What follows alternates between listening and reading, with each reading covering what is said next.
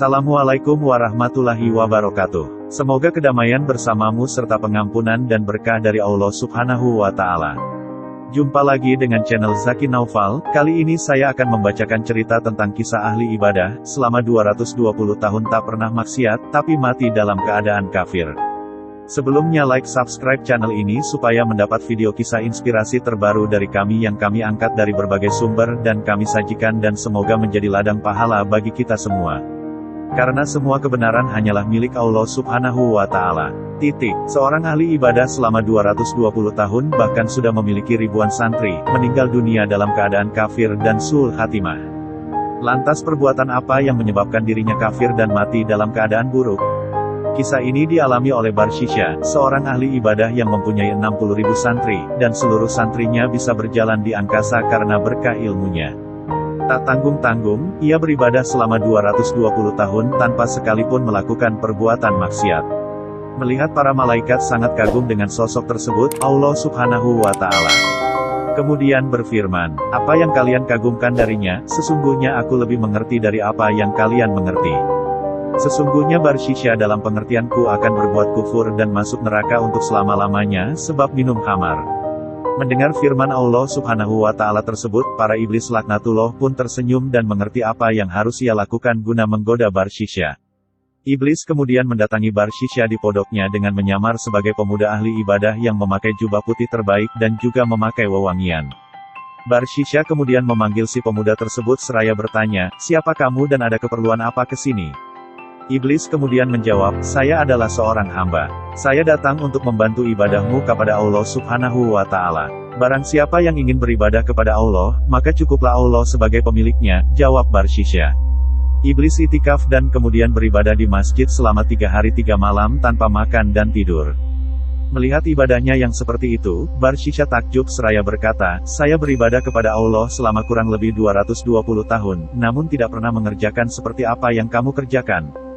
Kemudian iblis berkata, "Aku telah berbuat dosa, oleh sebab itu aku terus mengingatnya agar rasa kantuk, lelah dan laparku hilang." Kemudian Barshisha bertanya, "Bagaimana caranya agar aku bisa seperti engkau?" Kemudian iblis menjawab, "Pergi dan berbuat maksiatlah kepada Allah Subhanahu wa Ta'ala. Kemudian cepat-cepat bertaubatlah, karena Allah Subhanahu wa Ta'ala Maha Pemberi Ampun."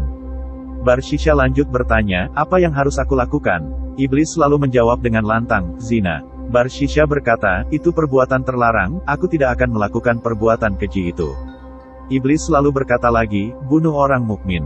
Barshisha menjawab tegas, "Aku tidak akan melakukan itu."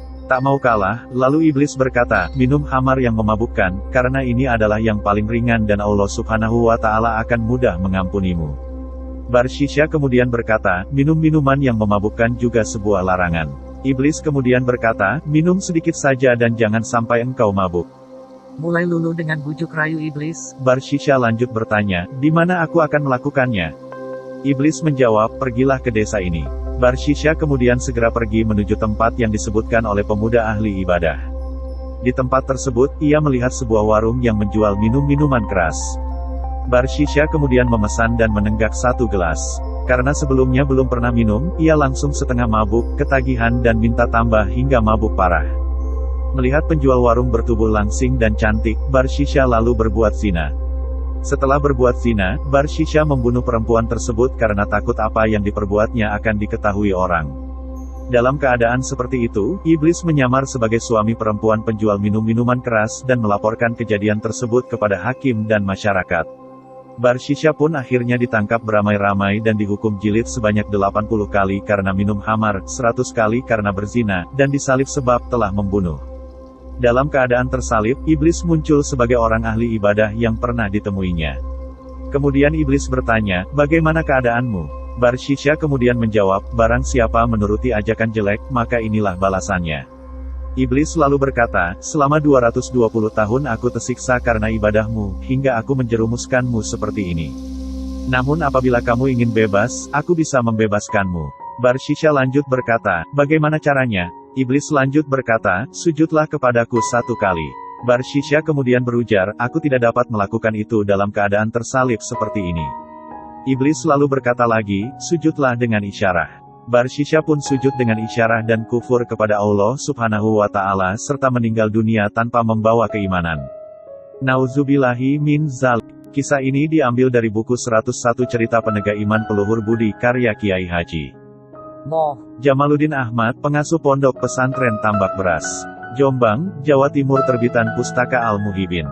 Hikmah yang bisa diambil kisah ini menjadi pembelajaran bagi kita untuk tak mengusahakan diri kita sebaik mungkin menjauh dari segala larangan Allah Subhanahu wa Ta'ala. Jangan sekali-kali berpikir untuk sengaja berbuat maksiat karena nanti Allah Subhanahu wa Ta'ala akan mengampuni dosa hambanya. Sebab kita tidak tahu, apakah setelah melakukannya kita masih diberikan kesempatan bertaubat atau tidak. Dan kita tidak tahu, apakah setelah berbuat maksiat apakah kita masih diberikan kesempatan hidup dan memperbaiki segalanya. Selain itu, penting juga untuk kita memahami bahwa ibadah juga harus diimbangi dengan ilmu.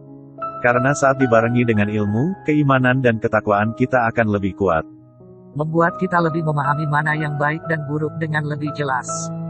Sehingga ketika godaan muncul, kita akan bisa menepis dan tidak terjerumus dengan hal itu. Semoga Allah Subhanahu wa Ta'ala senantiasa membimbing kita pada jalan yang lurus, serta mendekatkan kita pada lingkungan yang baik dan orang-orang yang solih. Amin ya Rabbal Alamin.